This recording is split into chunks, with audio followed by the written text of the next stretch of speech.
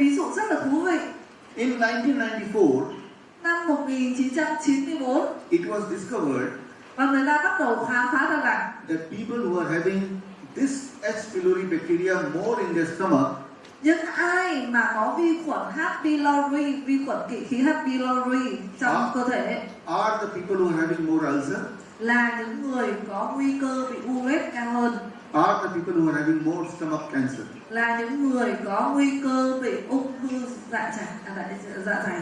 More this bacteria in your stomach, Thì nhiều cái con vi khuẩn này ở trong cơ thể, more ulcer, được không ạ? Thì cái nguy cơ bị u lết nó cao hơn, bị ung thư cao hơn, more stomach cancer, được không ạ? Ung thư bị dạ dày cao hơn, more death because of stomach cancer. và nhiều người chết vì ung thư hơn.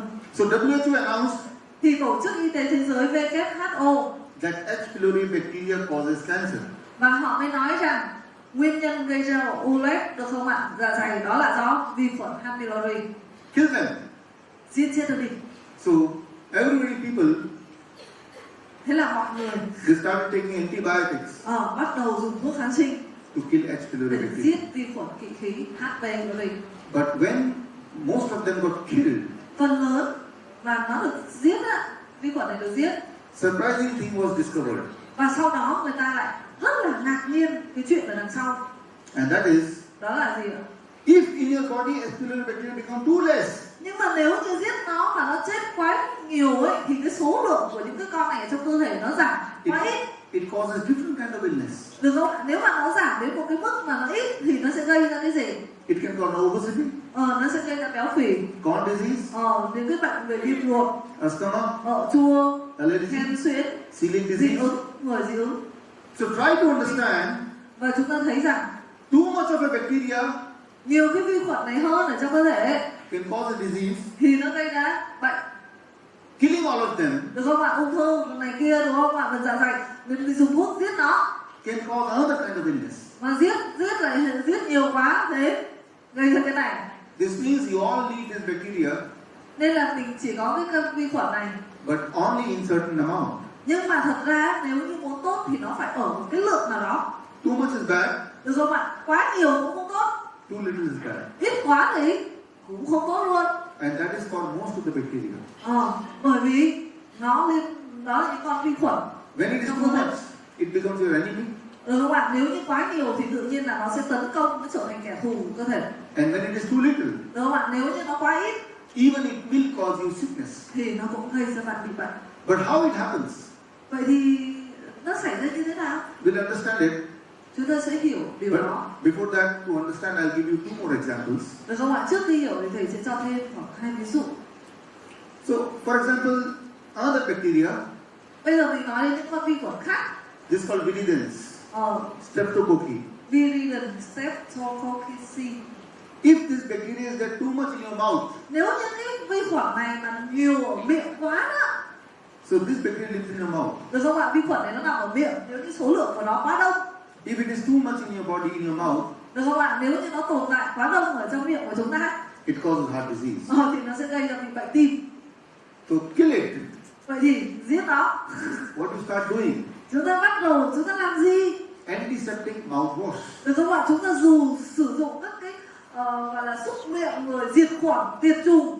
All the kind of toothpaste which you use today. Được không ạ? Giống như ngày nay về nhà xem là có đấy. What they do? Chúng là gì ạ? They are designed to kill this Những cái sản phẩm đấy là gì ạ? microbacteria.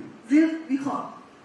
But if it is too little, Nhưng mà nếu như nó giết mà xong rồi dần dần nó trở nên ít quá thì sao? if it is too little in the mouth, Nếu như mà cái lượng cái con vi khuẩn này ở trong miệng mà nó bị thấp you have to understand, thì mình cần phải hiểu rằng like your stomach, giống như là cái dạ dày của chúng ta, the total amount of bacteria in your mouth has to be constant. được không ạ? Cái lượng cũng giống như dạ dày á, là cái lượng mà vi khuẩn ở trong miệng á, nó luôn luôn là ở một cái mức, được không ạ? Cố định, thường là ở cái mức cố định. If you decrease one, Thế thì bây giờ mình lại đi giảm cái con này xuống another kind of bacteria will increase. thì sẽ có một số con nó sẽ phát triển mạnh hơn. And those who are having this bacteria in big number, Vậy thì cái số lượng mà những cái liên cầu khuẩn sinh mổ nó sẽ phát triển mạnh hơn. it causes another kind of illness. Đấy, nó sẽ bị các cái loại bệnh khác nhau. Immunity dysfunction. Sẽ bị bệnh về da, autoimmune disease, rối loạn hệ miễn dịch, rheumatic fever. bệnh tự miễn, So you see the list of tim illness. nhỏ. So too much of a bacteria of a kind can cause illness, Được không ạ? Nhớ rằng quá nhiều vi khuẩn ở trong cơ thể nó cũng gây ra bệnh, and too little can also cause illness. quá ít thì cũng gây ra bệnh luôn. So trying to kill it with antibiotics, Thế thì cố gắng bằng cách là giết chết bằng dùng kháng sinh what it will cause? thì sẽ gây ra The enemy bacteria will grow in big number, những cái con vi khuẩn mà kháng sinh á, nó sẽ tồn tại và nó phát triển and that causes another kind of illness. và nó gây ra nhiều bệnh khác trong cơ thể. One interesting example, Có một cái ví dụ rất là thú vị, the woman's problem. đấy là những cái bệnh liên quan đến phụ nữ. You see, the kind of hormone which is produced in large quantity in women Phụ nữ thì tiết ra được không ạ? Cái chất nội tiết tố là estrogen trong cơ thể. So the body produces estrogen, Cơ thể tiết ra estrogen, it goes to the liver. nó sẽ đi vào trong gan. Liver is a factory. Gan nó giống như một cái nhà máy, It binds estrogen with sugar, được không ạ? Nó kết hợp được không ạ với đường, and now it travels from liver to your intestine. được không ạ? Cái estrogen này nó kết hợp gan nó dự trữ đường và nó kết hợp với đường, sau rồi nó đi vào trong hệ tiêu hóa. In stomach there is a friendly bacteria. Trong hệ tiêu hóa thì cũng có những bạn vi khuẩn có lợi, đúng không ạ? Rất thân thiện. To live, Ở đấy thì có những cái vi khuẩn có lợi thân thiện sống ở trong đó. they need to eat sugar. Thì những cái con vi khuẩn này nó ăn cái đường đó, mà ăn đường kết hợp với estrogen á, So they need to eat sugar. và nó ăn đường. So the estrogen and sugar binding is there. Và khi mà nó kết hợp với đường, The friendly bacteria, những con vi khuẩn mà nó kết hợp với đường they break the binding thì bắt đầu nó tách cái phân tử nó ra, and eat the sugar. được không ạ? Và nó ăn. And now the estrogen is alone. Thì bây giờ những con vi khuẩn ấy nó ăn đường ra, nó tách ra, thì trong bây giờ chỉ còn estrogen á, nó chỉ còn một mình nó thôi. When it is alone, Khi mà estrogen nó một mình it goes back to the blood. thì nó lại quay trở lại máu, And in the blood, the estrogen level becomes high, được không ạ? Rồi bắt đầu sẽ thấy ở trong máu bắt đầu cái estrogen nó cao lên. which protects a woman from many illness. Vậy thì nhờ cái estrogen nó còn ở trong máu nên là giúp cho phụ nữ là bảo vệ được nhiều các bệnh khác nhau. But if in your body, Nhưng mà nếu như trong cơ thể của mình, instead of friendly bacteria, thay vì là có nhiều cái con vi khuẩn có lợi, because you kill most of them, phần lớn là cơ thể của chúng ta là nhiều cái vi khuẩn có lợi, được không ạ? Vi khuẩn thân thiện. you have enemy bacteria. Thay vì thế thì khi mà bạn thay một số người thì trong cơ thể của họ là có nhiều vi khuẩn có hại, Which is called resistant bacteria. được không ạ? Là những con vi khuẩn mà nó kháng được cái và kháng khuẩn rồi đó. These bacteria cannot break the bond of sugar and estrogen. Thì lúc này á là nó không tách được, đúng không ạ? Những con vi khuẩn này nó không tách được đường với estrogen ra để nó lấy. You have to understand, Bây giờ mình hiểu như thế này, when two chemicals are bonded together, ví dụ như hai cái chất nào đó mà nó gọi là dính với nhau hoặc là nó kết hợp với nhau chặt, they cannot enter the blood. có nghĩa là đối với cơ thể của mình á, nó không bao giờ á, để nguyên một chùm, được không ạ? Hoặc là những cái gì nó gắn kết lại với nhau và cho vào máu được. To enter the blood, Muốn vào máu the chemical must have to break. thì các cái hóa chất nó phải tách ra thành những cái phân tử nhỏ. And who can break this? Và thằng ai làm được cái việc tách nó ra? Friendly bacteria. Là những con vi khuẩn có lợi, nó giúp cho cơ thể thì nó làm cái nhiệm vụ đó. But they are no more there in your body. Nhưng mà bây giờ á, trong cơ thể nó không còn nhiều cái con vi khuẩn có lợi nữa. Or they are there in very less quantity. Mà hoặc là cái số lượng vi khuẩn có lợi thì nó lại ít quá. So what is happening? Chuyện gì xảy ra? The resistant bacteria are not able to break the bonding. Những vi khuẩn có hại á, được không ạ? Nó không thể tách được cái hai cái phân tử đó ra. So this is total a waste for your body. Thế thì cái này cơ thể mình không dùng được không ạ? Nó trở thành chất thải của cơ thể. This cannot go in the blood. Nó không vào máu được. So together it has body throws it out of it. Vậy thì không vào máu được nên là bây giờ nó là chất thải, về cho nó thải luôn ra ngoài. So table to toilet. Đấy, từ cái gì ạ? Bàn ăn với toilet. And you go to the toilet. Thế là mình đi toilet. And this estrogen goes away. Thế là các chất đấy nó đi cùng nhau ra ngoài. In your body the level of estrogen become less. Thế thì khi mà các chất đấy đi cùng nhau ra ngoài thì cái estrogen thì sao? Ở trong cơ thể nó bị ít. when the level of estrogen in your body is less, Thế thì nếu như trong cơ thể của bạn mà estrogen nó bị ít it causes all kind of women disease. thì nó sẽ gây ra rất nhiều các bệnh liên quan đến phụ nữ. All kind of women disease. Được không ạ? Các bệnh về phụ nữ, Irregular periods, phụ khoa này giống như gì ạ? Kinh nguyệt bất thường, abnormal bleeding, chảy máu bất thường, PCOD. hội chứng đa năng buồng trứng. So the cause of many women disease Đó, những cái bệnh rất là nhiều nguyên nhân bệnh liên quan đến phụ khoa. is low level of estrogen in your blood. Được không ạ? Là do cái lượng estrogen ít ở trong máu. Body is producing good amount of estrogen in your body, Cơ thể của mình thật ra nó vẫn sản sinh mà ở cái lượng tốt, but most of them are going as a waste in the toilet. nhưng mà cứ sản sinh ra rồi cuối cùng nó không được vào tuần hoàn để giúp cơ thể của mình mà nó lại đi ra ngoài. So here you have to understand Ở đây chúng ta cần phải hiểu một điều rằng your health sức khỏe của chúng ta is dependent phụ thuộc vào on the kind of bacteria which is living in your body. đó, phụ thuộc vào thời gian của những con vi khuẩn sống trong cơ thể. So if I want to conclude, Và nếu nhưng mà mình gom lại, mình kết luận nó to make a summary, thì có một cái now you see most of the people they are dying of heart disease, chúng ta thấy là phần lớn người ta chết vì do bị bệnh tim, cancer, ung thư, diabetes, tiểu đường, high blood pressure. đúng không ạ? Huyết áp cao. But here the truth is, Nhưng mà sự thật là gì? we understand Chúng ta cần hiểu rằng now bây giờ H. pylori bacteria, cái vi khuẩn kỵ khí H. pylori if it is too much, nếu như nó quá nhiều, causes cancer, nó gây ra cũng ung thư này, stomach cancer. được ung thư dạ dày này. If it is too little, Và nếu nó ít thì sao? it causes other illness. Được không ạ? Thì nó sẽ gây ra các bệnh còn lại. Được không ạ? Nhiều thì gây ra một bệnh đấy thôi, còn mà ít thì nó gây ra nhiều bệnh khác nhau. Similarly, Tương tự như thế, Viridin streptococci, được không ạ? Viridin streptococci, another bacteria which lives in your mouth. được không ạ? Là một loại vi khuẩn khác, nó ở trong miệng. Too much, Nếu như quá nhiều heart disease. thì nó sẽ gây ra bệnh tim. Too little, Nếu như quá ít skin disease, thì nó gây ra bệnh về da, autoimmune disease, rồi các cái bệnh về tự miễn, immunity dysfunction. được không ạ? Nó ảnh hưởng đến chức năng của hệ miễn dịch. Similarly, Tương tự như thế, another bacteria, rồi vi khuẩn khác, if it is too little, được không ạ? Nếu như nó ít, it causes diabetes, được không ạ? Cái ít thì nó sẽ gây ra tiểu đường, it causes high blood pressure. cao huyết áp. People who are suffering from diabetes, Và những người mà bị tiểu đường they have one thing in common, có một điểm chung they all have thì họ đều very less quantity of this bacteria. có ít cái lượng con vi khuẩn này ở trong cơ thể. How to cure diabetes? Thế làm sao chữa được tiểu đường này? Increase the quantity of this bacteria. Tăng lượng con vi khuẩn này lên. So your diabetes will be gone.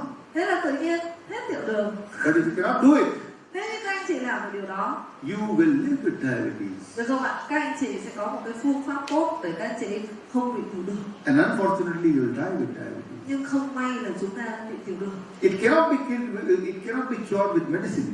Tiểu đường không chữa khỏi được bằng thuốc. It can be cured only when your body is having good amount of this bacteria. Được không ạ? Nó chỉ có thể chữa được bằng cách là có một cái số lượng những cái con vi khuẩn này ở trong cơ thể của chúng ta thôi.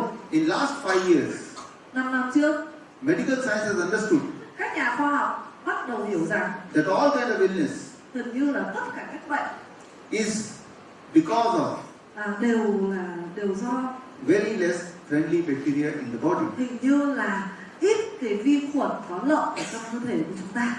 So, in last month, Tháng trước, the Lancet, one of the very important medical journals, Lancet là một cái tạp chí y khoa rất là nổi tiếng ở trên thế giới. they wrote a very good article, Bắt đầu họ có những cái bài very good research paper. nghiên cứu, bài báo rất là giá trị. It says end of modern medicine. Và họ mới nói là cái kết của các cái thuốc, được không ạ? Cái thuốc gọi là thuốc hiện đại. Now it is clear Và người ta thấy rằng that medicine is causing disease. thuốc nó còn gây ra bệnh. So, since the medicine is causing disease, Vì là thuốc nó gây ra bệnh, which the medical science has understood about 5 years already, Và 5 năm gần đây là người ta thấy rằng thuốc nó gây ra rất là nhiều bệnh khác nhau. So in 2015, Nên là vào năm 2015, World Health Organization WHO, Tổ chức Y tế Thế giới WHO, they launched something which is called GLASS. và họ đã gọi là đưa ra một cái thông báo, Global Antimicrobial Resistance Surveillance System. được không ạ? Đó là bắt đầu một cái hệ thống giám sát sự kháng sinh toàn cầu. Let me make it simple for you. Và ở đây này, In 2015, WHO they announced và thầy gọi là nói đơn giản hơn là Tổ chức Y tế Thế giới WHO họ đã thông báo rằng that today the human illness is because of the medicine, more medicine. ngày nay là con người bị bệnh nhiều hơn là do họ dùng thuốc. So try to reduce the usage of medicine. Được không ạ? Nên là hạn chế, giảm cái lượng dùng thuốc của mình lại. And they launched a campaign all over the world. Và họ bắt đầu họ làm những cái chiến dịch trên toàn cầu. And they named that campaign as GLASS. Và đặt tên cho cái chiến dịch đó là GLASS. And today, Và ngày nay, about 71 countries all over the world, khoảng 71 nước trên toàn thế giới, under the guidance of WHO, được không ạ? Có nghĩa là dưới cái sự gọi là giám sát của Tổ chức Y tế Thế giới WHO, they decide to reduce the medicine usage được không ạ? Và họ quyết định là gì? Họ làm nghiên cứu, because medicine is causing illness. được không ạ? Và họ thông báo và mọi các nước đấy đồng ý tham gia là giảm cái lượng thuốc xuống. How many countries? I said Còn nhớ bao nhiêu nước không ạ? 71 countries. 71 nước. You would like to know who are those 71 countries? Làm sao biết nước nào tham gia? So these are the 71 countries Đây, những nước này tham gia đây. under WHO. Theo như Tổ chức Y tế Thế giới WHO, They decided to reduce the usage of medication. và họ quyết định là sao? Vietnam is there or not? Bây giờ mình nhìn nhé, cái nước nào mà nó màu hồng thì xem là nước nào màu hồng là nó tham gia vào cái chương trình này. Việt Nam có nằm trong đấy không? Vietnam is not there, still not there. Đây, Việt Nam đây, India is there. không nằm trong 71 nước kháng giảm sử dụng thuốc, khả nào chúng ta vẫn uống nhiều thế. In India also not the complete India. You see some part of India is still not there. India, Ấn Độ thì không phải là toàn bộ mà có một số chỗ đâu ạ, một số bang của nó không có kháng. More and more countries are coming together Đâu ạ, phần lớn các nước là nó gọi là cùng kết hợp với nhau. and they started realizing Đâu ạ, và họ có đồng ý là họ tin tưởng vào cái điều đấy và họ giảm. the human are suffering more Và người ta thấy rằng con người bây giờ bị bệnh nhiều hơn because of the over medication. bởi vì uống thuốc quá nhiều. You're trying to cure the human with medicine, Chúng ta cố gắng chữa bệnh cho con người bằng thuốc, but the humanity is suffering. nhưng mà con người nó lại chịu rất nhiều đau đớn khác.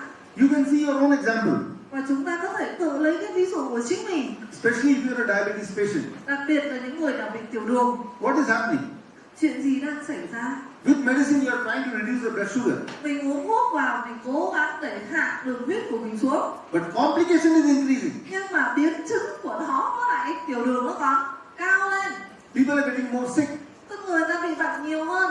Blood sugar is coming down, Đường huyết là nó hạ thấp xuống, but the patient is getting more sick. nhưng mà lại bị bệnh nhiều hơn.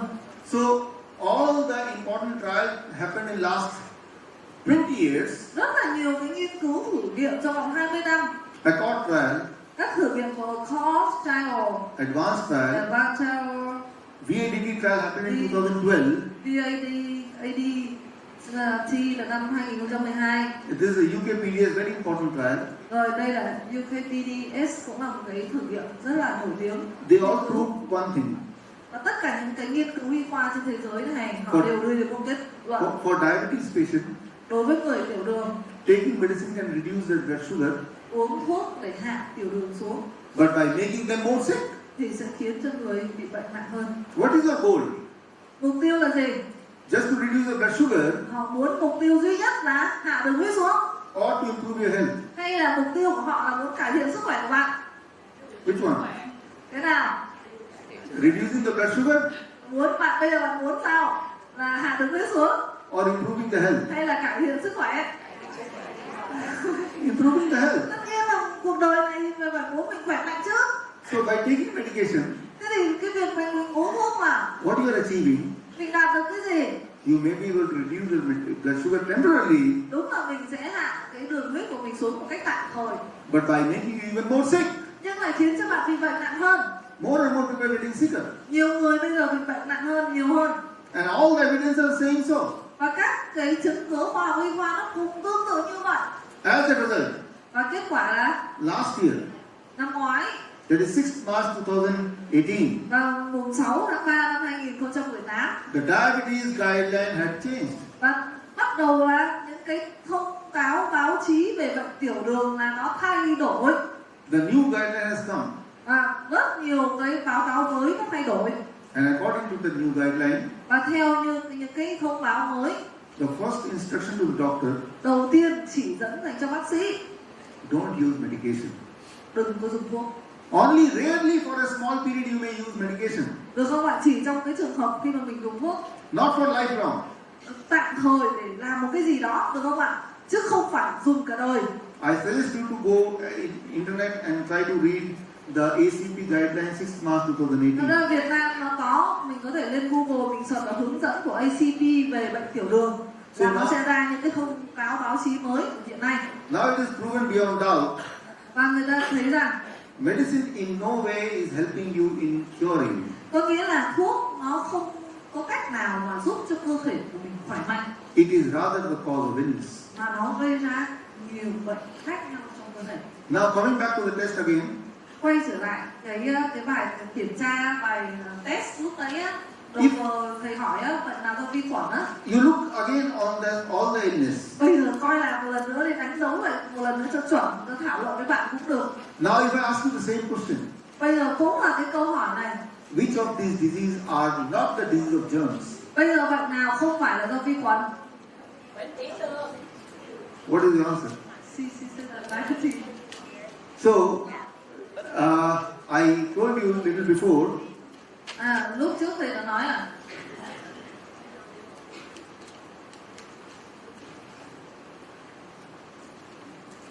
you see,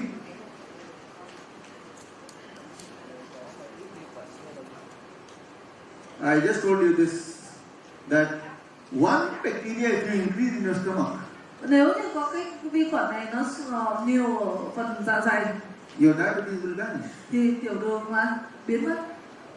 So, if you balance this bacteria in your stomach, Nếu như cái vi khuẩn này ở phần dạ dày, all these diseases will vanish. được không ạ? Nếu như nó đủ, được không ạ? Nó không bị dư, không bị thiếu, thì những cái bệnh này từ từ nó cũng bị biến mất. If you have this in a good quantity in your stomach, Và nếu như, được không ạ? Cái này, lượng này mà nó ổn, được không ạ? Đủ trong cái phần dạ dày, high blood pressure will vanish. được không ạ? Thì huyết áp cao nó cũng biến mất. So, again the question comes, Bây giờ câu hỏi là xuất hiện một lần nữa. which are the illness Thế bệnh là gì vậy? which is not caused because of germs, because of bacteria? Có phải là do những con vi khuẩn đấy gây ra? So, the conclusion is, Vậy thì kết luận là gì? if you look very carefully, Nếu như bắt đầu mình gọi là nhìn sâu vào you will understand thì chúng ta sẽ hiểu ra rằng whether it is diabetes, liệu rằng nó có bị tiểu đường, high blood pressure,